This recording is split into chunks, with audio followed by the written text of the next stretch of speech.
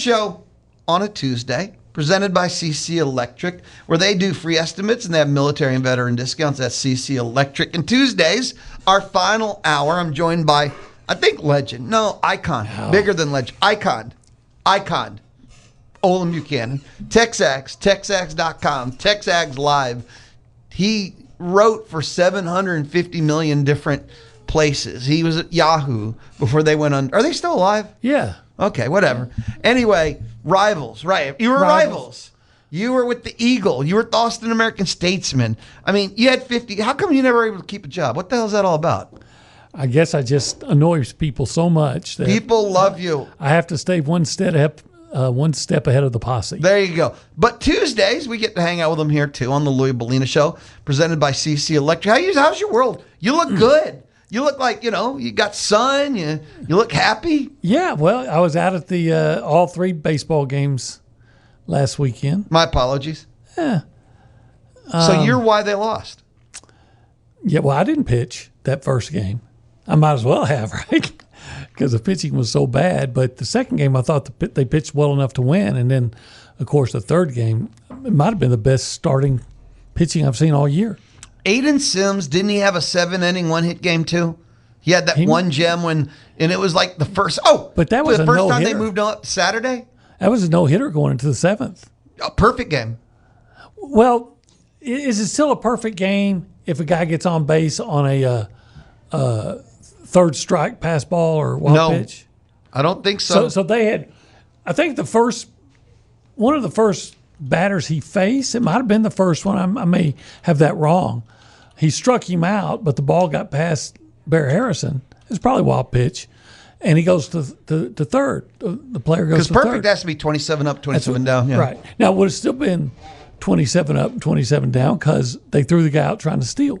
Then it would have been a perfect game. But I thought if anybody gets on base, I didn't know if that was still. So it's perfect as long as you only face the minimum? I'll Google. I think it is. It's not a no-hitter. No, but it was a no-hitter until the 7th. So I don't know if that's the best starting pitching I've seen all year, but I can't think of anyone better. Early on, you could tell in that game how on he was and how the Auburn hitters were not seeing him. He was throwing it past. They were swinging late. They were swinging at bad pitches. Like, you could tell how on he was. Yeah, and he was getting some good defense behind him, too. Caden Sawyer with a couple of diving catches, but I think Gavin Groveck had one, too. But, he was pitching well, and hopefully he can pitch like that the rest of the season. I heard you talking about it yesterday, and maybe they need to consider juggling their rotation. Yes.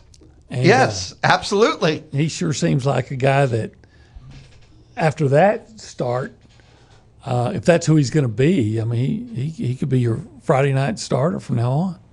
So I Googled this. I just, I have to know myself. And a perfect game in baseball is where a pitcher or pitchers complete a minimum of 9 innings, without a single opposing batter reaching base safely. This means no walks, hit batters, or errors, resulting in 27 consecutive outs. It is a stricter form of a no-hitter. Now, that's 2 conflicting things if you think about it, because it says no one can reach, but it also says 27 consecutive outs. Right. I think it means 27 consecutive outs. So see, the first guy wasn't out. He struck out.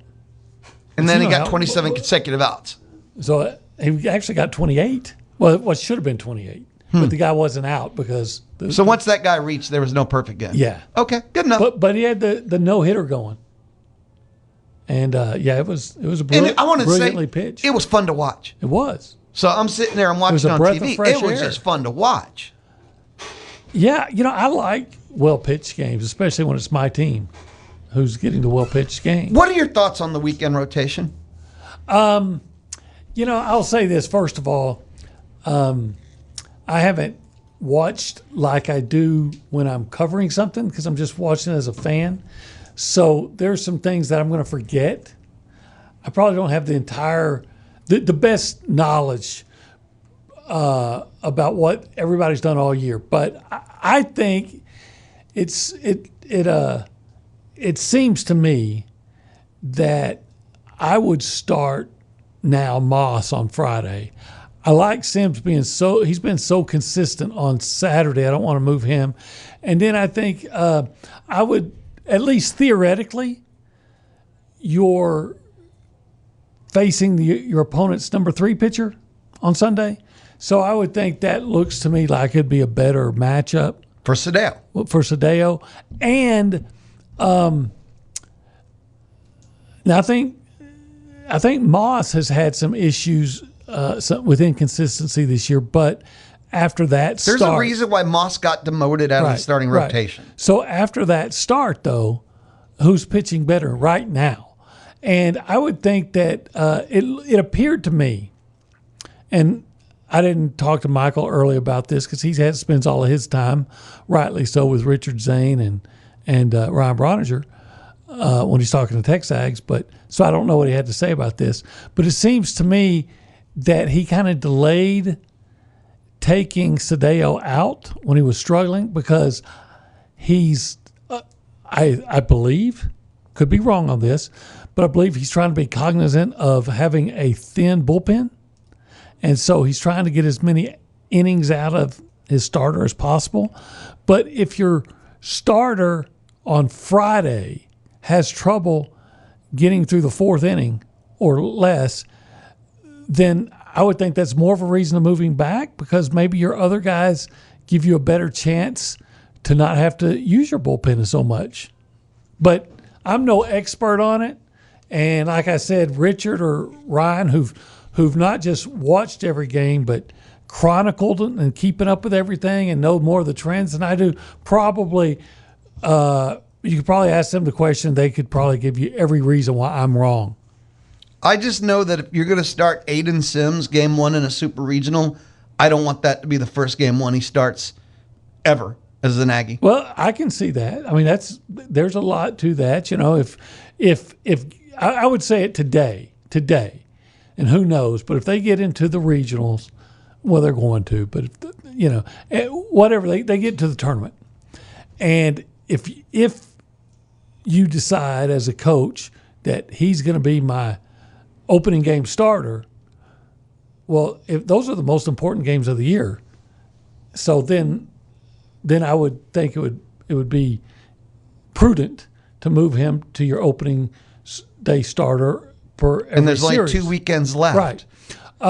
And I don't want his first game 1s to be in the postseason. Then if he has a shake one, go, well, what do you expect? It was his first game 1 start. Come on. Well, but you know what? I'll say this, because you're talking about if they're in a super region, I think, more than anything. Because it would be a waste to throw him Friday in a regional when you're the 1 seed against a 4 seed. That's when you would throw Sadeo. Almost anyone. Yeah. And then what? He's going to go to a super?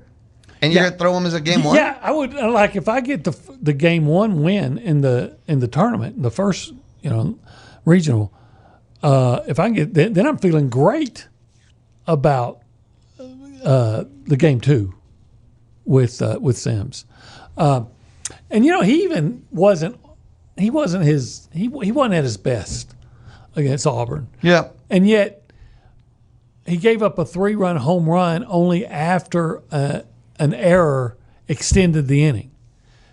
So they were 1 error and maybe 6 inches on a foul ball in the 8th inning from winning that game against Auburn. So it was I thought Saturday and Sunday was good baseball, and I thought A&M afforded themselves well. Friday, I'd try to write that off as game 1 Saturday. Yeah, some days. Yeah, game 1. I say Friday, but it was game 1. You're right.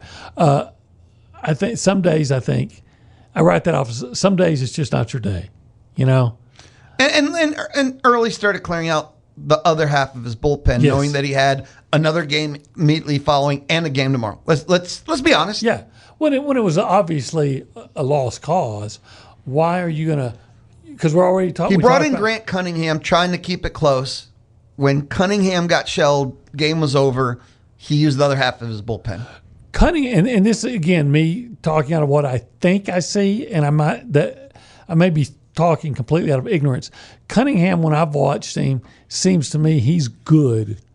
I mean, I can feel really good about 2 innings, and then after the 3rd inning that he's in there, I start getting a little bit more concern. Doesn't mean he can't be effective there, but because he's probably had some games, probably recent. Seems like recently he had like a 4-inning showing.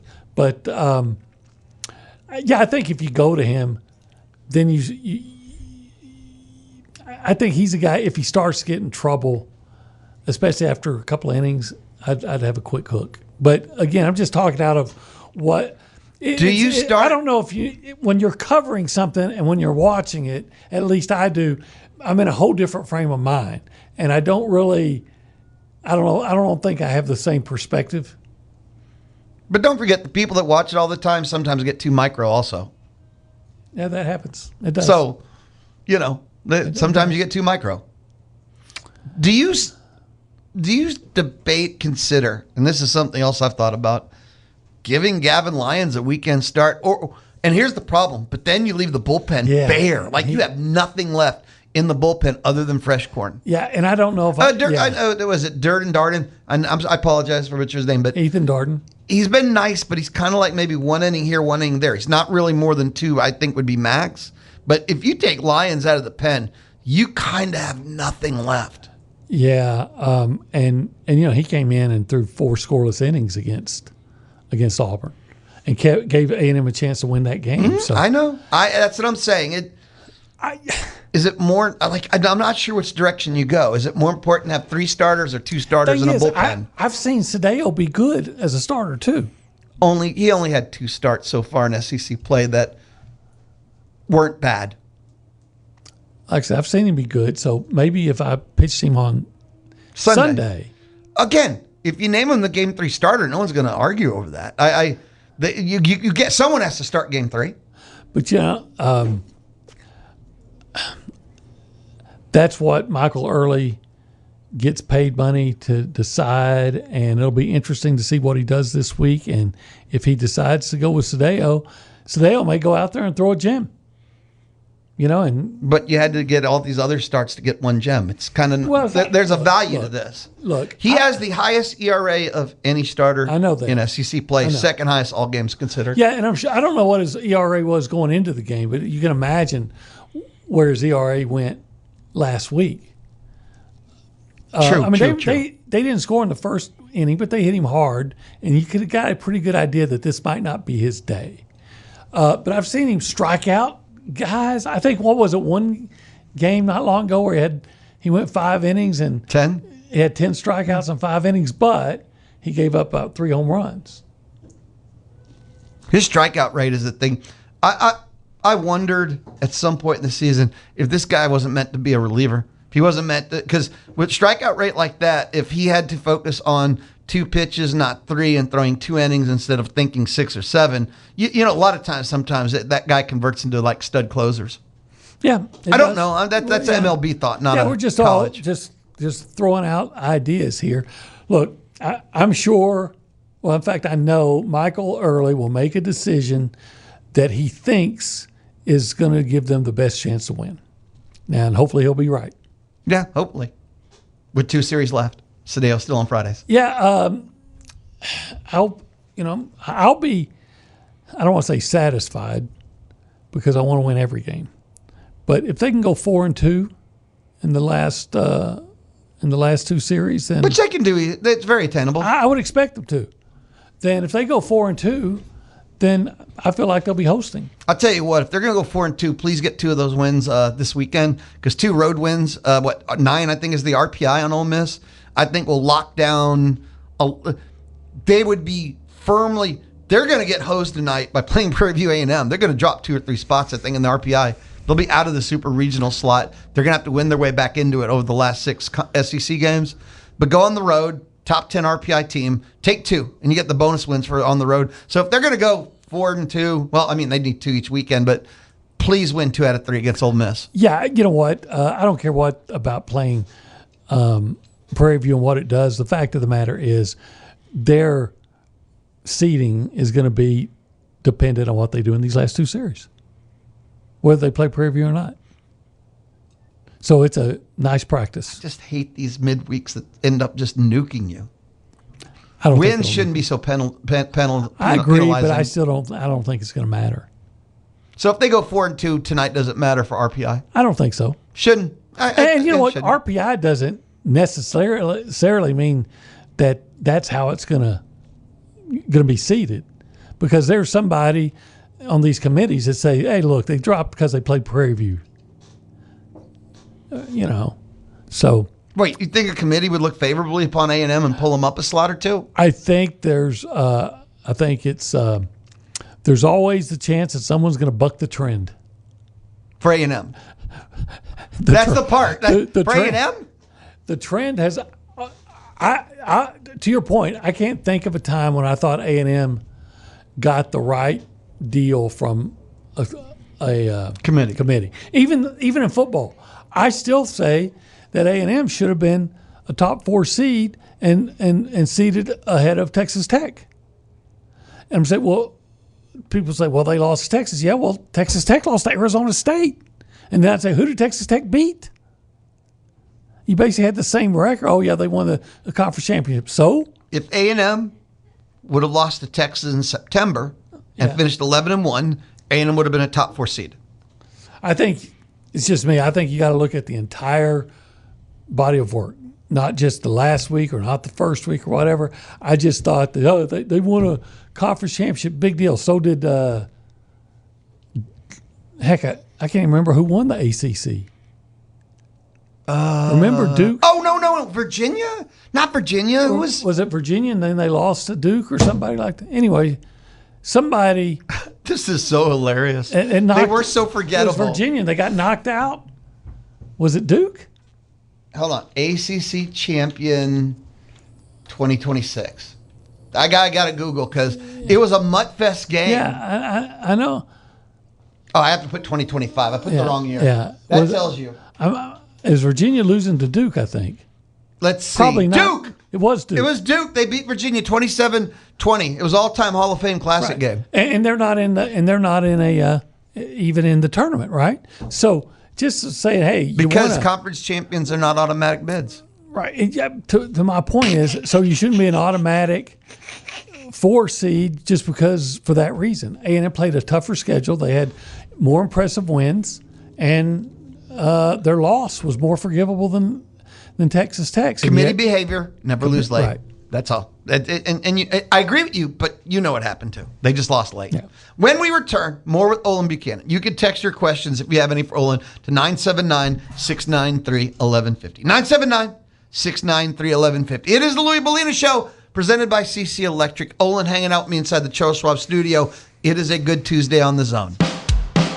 Can't reach your radio? Listen to Aggie Baseball online at radioaggieland.com. The Louie Bellina Show inside the Charles Schwab studio with Olin Buchanan of the TexAgs universe. Oh, y'all don't call it universe. The TexAgs community? TexAgs Galaxy? The TexAgs. Ooh, can I use Galaxy? No one's going to yell at me, right? It's just, I just call it I just call it TexAgs. If I say Galaxy, no one's going to yell at me, right? I don't think so. All right. Of the I'm going to just say TexAgs too. The Luchidum? The Lucci Fiefdom? Instead of a kingdom? The Luchidum. It's Olin Buchanan. You know who he is. I don't have to explain anymore. Inside the Charles Schwab studio. In uncertain times, Charles Schwab remains invested in their clients by offering personalized guidance and clarity. And it's personalized because we got Mark Sim right here in College Station. He's not in New York, Chicago, L.A. taking your calls and, well, you wait in line. No. Mark Sim's right here in College Station. And you stop by, walk in, shake a hand, sit down, have a conversation, shake a hand, thank them. That's personalized, and that's how I like to do business. And we're talking about your financial now and your financial future. You and your family, please tell me that's how you'd like to do business too. Learn more. Go to schwab.com/College Station. Olin, kind of to wrap up the baseball final thought, heading into the final 2 weekends, how are you feeling about Aggie Baseball? I feel good. Like I said, Auburn was ranked, what, 8th? Yeah, A&M was 7. They were 8. They were 8-9 in the RPI. They were just right. So in 2 of the games, A&M won one and had a great chance to win the other one, and they just didn't get the pitching in the first one. So I'm going to feel good about A&M's opportunities, odds, if you will. I'll act like Brandon Sorsby, and the odds. He could tell you the odds. Yeah, and I'll say that I like A&M's odds to win every series. Did you? Okay, you mentioned Brandon Sorsby. As more and more data's come out, like, I don't want to, not some freak. He was like many gamblers, if you know gamblers, you know. He was betting nonstop. Allegedly, he made like 10,000 bets. Wow. He didn't place any psycho bets. He wasn't playing 10K. But you know the ones that like to do live betting? Like they'd bet the next pitch is a ball strike, things like that. And it's like $10 or $100. But he was just a gambler, outright gambler. He didn't rig games. He didn't shave points. No, if you think I'm trying to make a plea for his case, that dude should never play again. He violated the rule, end the conversation right there. But that dude was just a gambler.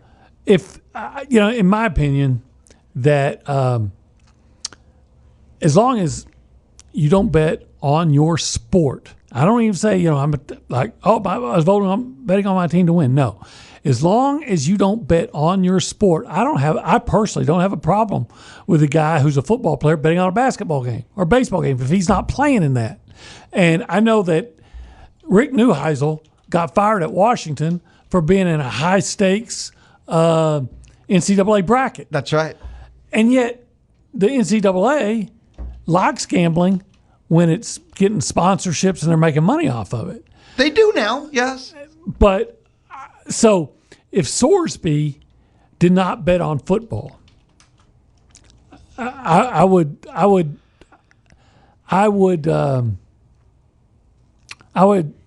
disagree with him being banned. But if he bets on football, even if it's not your team, then here's the tricky, sticky part of that. I agree with what you said on paper, but then it would make tracking down the illegal parts so much exponentially harder. Because now it's easy. If the guy bet, bam, he's nailed. But now, since they're allowed to bet, you can't just find any account they have and ban them. You'd have to track the bets and then see what he really bet on. And it is easier and smarter to just have a zero tolerance policy on this versus having to track every bet. And I don't know. And you know what? You know what the easiest thing to do is, look, if they're going to cheat, you just have them sell his info to a friend and have the friend bet on his behalf. Yeah, it's that easy. And that's a lot of times why when these players get busted, I'm sitting there going like, you know how dumb you have to be to get caught? But wasn't the NCAA always wanting to say, we just want our athletes to be just like every other student? And impossible but true. And my son, who's in college, is he still in school? For another 10 days. Okay, man. Congrats. Early congrats. Thank you. He and his frat brothers gamble constantly on their phone. And it's just what you were saying. They'll bet on. You're watching again. Will he get a first down? What's the score at the end of the quarter? Et cetera, et cetera. And they're usually it's like $5 a bet. If that would get you banned from playing football because you bet at halftime of the basketball game that the second half over under, whatever the total. There's a million bets in the world. Right. I personally, me, would not have a problem with that. But I get it why you can't bet on your sport, even if it's not, even if you're not playing it, even if it's two other teams. If it's your sport, you got to stay out of it. I just feel like if you go to Texas Tech, you should be banned for life. Well, you kind of are. I mean, you're banned from life. There's a difference. If you live in Lubbock, you're not a part of the real world. You know what? It's funny you bring that up. I first of all, always love to talk about Rusty Burson and the classless clowns comment. That was epic. And I know Rusty's probably listening. That's classless He's clowns. He's got to have better to do. But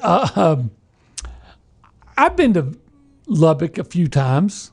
Mm-hmm. And I think, when you go into a city, sometimes they have a motto out front.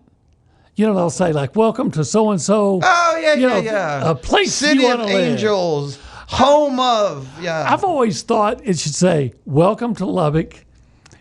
We're really not that bad. I'm not saying it's great. I'm just saying I know you're a music guy, and they have a nice music scene in Lubbock. Sure, whatever. They do. And, I've eaten well there. People are nice until they get into the football game. I've always. No, I'm not. I'm going to stop right now. Stop on my. Yeah, just you. I'm going to let you go on this one. Okay, I go to Lubbock first time. I'm at the airport. I'm walking. I start to get lightheaded.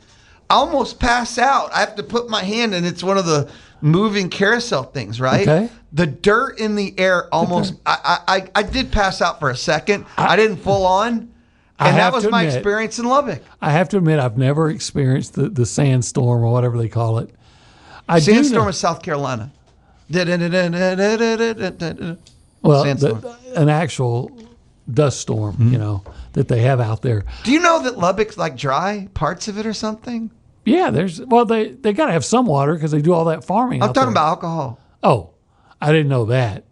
I know that a sports writer friend of mine covered. They thought Outback was fine dining. It can be good dining, but it's not fine. Back in the day, they had. It's probably not open anymore. They had a restaurant, steakhouse called the 50-Yard Line. And when you came in to cover something, the Texas Tech Sports Information would take all the reporters out to dinner there. I remember James Lofton. You remember James Lofton, the Packers? Of course. I remember him ordering a steak and lobster there. And let Texas Tech pay for it, of course, because and I remember thinking, now that takes some cojones, because they're going to buy me a free steak. I'm going to say, okay, nice, I'll get something that everybody, all right, give me the big steak and lobster. But he's James Lofton.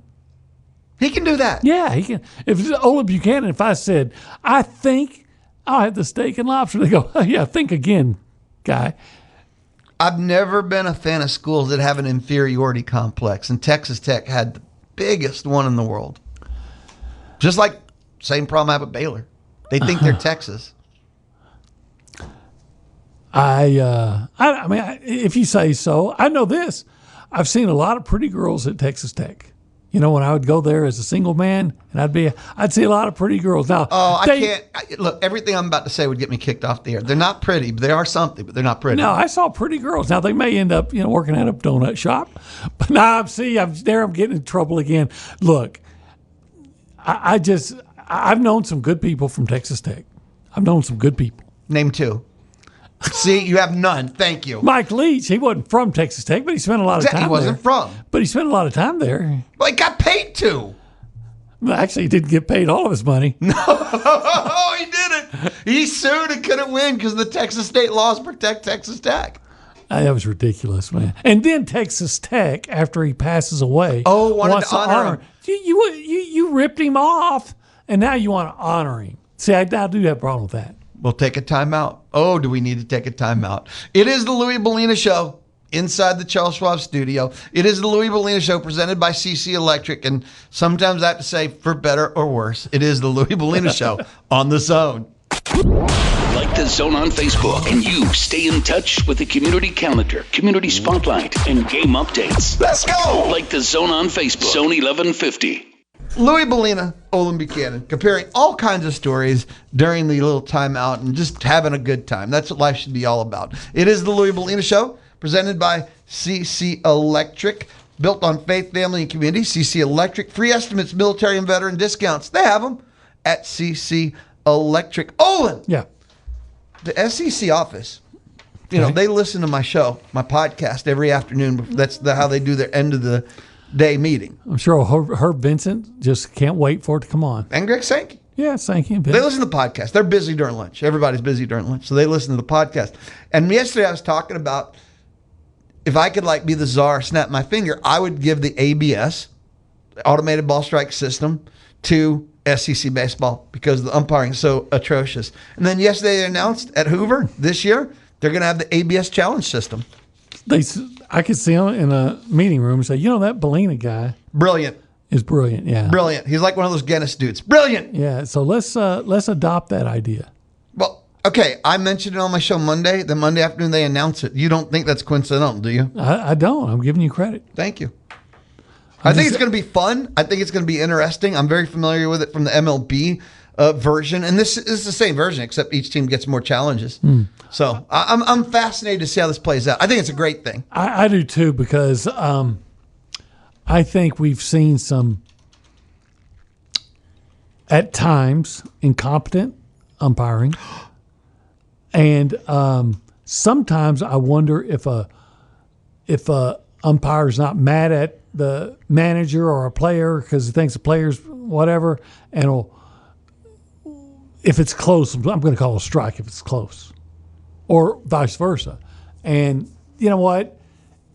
That can't be. If you're going to be in that position, you've got to have no memory, right? Because it wasn't an SEC game, but I think everybody saw this because it went viral like last year, and it was like Southern, somebody like a team like that, and playing.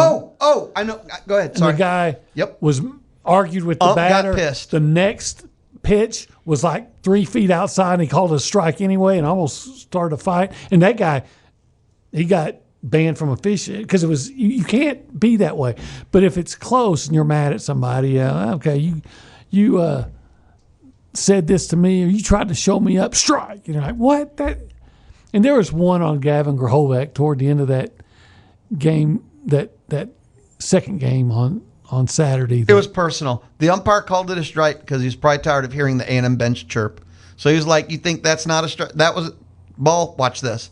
I'm serious. I felt like that strike call was personal. You know, and I'm not as close to as the umpire, obviously, but I'm not too far away. I have a friend that has good tickets, and You have a friend? Yeah, one, and it looked like the ball was just barely over the shoe tops. Now that's from my perspective, and I am biased, but it just it struck me as very odd that call, and obviously Grahovac didn't like it either. Or Michael Early. Or anybody that was following A&M. I wanted to jump into the Aggie football universe for just a bit, and it's the offseason. There's not a lot to talk about. I'm struggling. So as a writer at TexAgs, whose job is to write about Aggie football, is that the one word to sum it up? Yeah, struggling. I'm struggling. Here's what's fascinating to me, and we don't have enough data points for anything I'm about to say is true, but I think it's a great thing, and I talked about this earlier in the spring, when it's quiet, because that is the Mike Elko way. His whole thing is everybody, we got work to do, and he lays out the plan for them to work.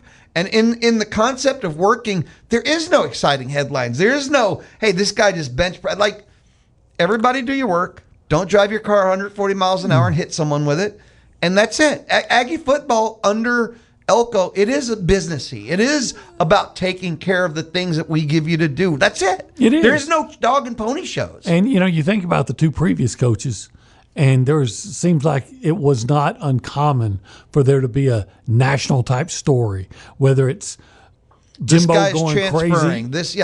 Well, seriously, this guy's transferring. And this coach is at the Drake concert. Or this guy did this with his tutors, and the coach doesn't want it out, and yet he was still letting him play, or whatever. There's always some drama. And this is like a drama-free marriage between A&M football and its fandom. But isn't this how it's supposed to be, though? Yes. Like when everyone's just taking care of their business, there's not supposed to be drama. When you get players of a certain caliber of character with a coach who's demanding responsibility towards doing your duties and the rest of it's just noise and he's going to hold you accountable to it, isn't this how it's supposed to be? Yeah. How many times beyond like player moves, right? Especially now with the transfers, how many times do you really, and maybe I missed them, maybe you can educate me, but do you ever hear about crazy off-season stories out of Ohio State or Alabama win? Under Ryan Day, I'm going to be very specific, it seems a little more minimal. Under other Ohio State coaches, like when Urban Meyer was there, we were hearing them all the time. Right. But I'm saying like now with and I want to say I don't remember often hearing a lot in the off season in terms of negative stories. I'm not saying nobody's immune, but Alabama under Saban, there wasn't a lot. Now Georgia, all they do is somebody's got to get his car keys, and all of a sudden you're just waiting for a big story. And Georgia's underachieving for their talent level and where Kirby Smart recruits at and where they're favored every year. So we'll say other people's projections on them. They're underachieving. Notre Dame? You never hear anything. Now, I'm not talking about guys getting hurt or, again, roster moves and things like that. I'm talking about guys getting in trouble or something just outrageous happening. No, you don't hear anything. Nothing. And so, but we, I guess the 1 year with Saban was when he said that about A&M, and that blew up, and then Jimbo took it to the next level. But I think you're right. I think Mike Elko also looks for players. Well, that's that what I was are saying more about focused on the task at hand and getting better than all the others. Now, I say that, and tomorrow or tonight we may get a story about some knucklehead doing something.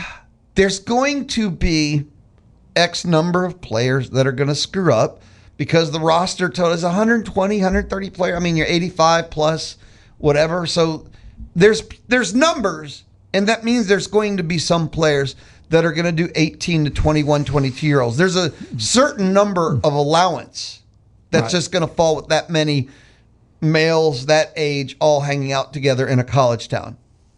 But if we find out something tomorrow, just as long as there's not a gang of them, a crew of them, he's the first of 12. Yeah. He does seem to, I mean, that 1 year at Jimbo, you had, it's during the season, you had the guys sneak out of the hotel to go down to a party at Prairie View. Then guys were allegedly like smoking in the locker room or then something? you had the guys who were vaping in the locker room in their uniforms at South Carolina. Or the guy driving through the parking garage at 120 miles an hour. Players not showing up to practice on time. Heard that more than once, didn't you? Oh, yeah, I heard that a lot. I heard about coaches. Basically, what we heard was zero accountability. That's all. To me, that came from that same pool. It was all no accountability, zero minimal. And that also went through the previous coaching staff too. So I do think there's a completely different approach and culture to Mike Elko. And it's about getting the job done. These are the things required to play. These are the things required to win. And he's getting players who has to have some DNA for it, or when it becomes obvious that they don't have it, that they're not just, I don't know, I don't want to say ostracized, but they're being dealt with. Yeah, Mike Elko, like in his first press conference, talked about wanting to be a blue collar. He used that word. Blue collar kind of team where everybody's just going to go to work and that's how it's been. That's how it's been. Sometimes coaches will say that, and then you get all this drama. Look, I think it's great that A&M has had. Maybe I've forgotten something, but if there's been some off-season drama over the last 3 years, it's been very minimal. And we're talking about Elko. This is under Elko. I'm talking about Elko's, I even want to say Elko players. I want to talk about Elko's regime. Right. And I even want to go with Elko because if there's a player or three, and remember, there's going to be a certain number that are normal, that with 85 plus, that's going to be a part of the system. So there's 1, 2, 3 in 3 years. Man, that's way within the acceptable boundary, acceptable numbers.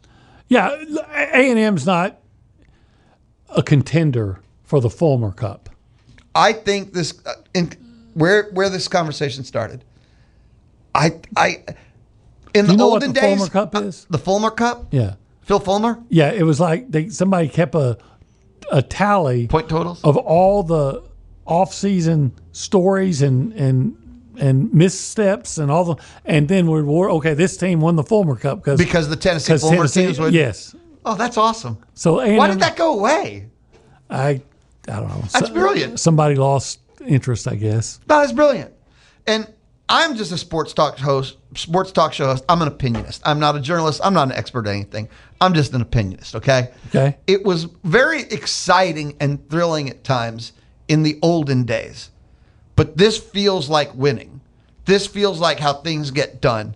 I prefer this. Sure. Yes, I have less to talk about. Right. And there's less, can you believe this? And when you're at the bar, there's less things to do, oh my God, about. But I prefer this version of the football universe. Yeah, and I do too. And like I said, I'm saying I like the kids that he brings in. They seem to be more focused and more mature, that they have the right kind of attitude.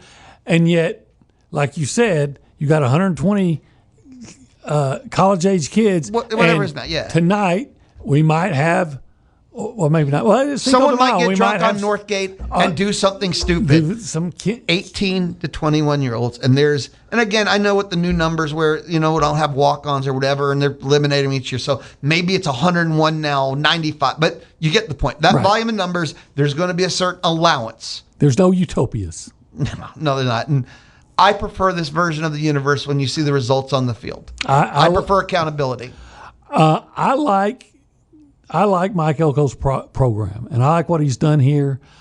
You know what? Now, I'll admit, I thought that Jimbo Fisher at first was a great fit here, but that was based on he liked cows, he liked ranches, he wore jeans, he acted like a normal guy for a while. But it was talk. But then you start saying, he really was he really liked cows, but some of the way he ran his program didn't fit with the blue-collar image of A&M. Olin, thank you always. Yeah. We didn't get to see you last week, and people are getting depressed. I had a medical issue. I know that. I know you do. But you were missed, brother. Be good. Thank you. Olin Buchanan of TexAgs inside the Charles Schwab studio. It's a Tuesday thing each Tuesday here on The Zone. I'll be back. Community Spotlight next. Questions or comments about the Zone 1150 AM and 93.7 FM? Any questions? Send your emails to Louie@BrianBroadcasting.com. It is the Louie Bellina Show, and, we can't find Ron.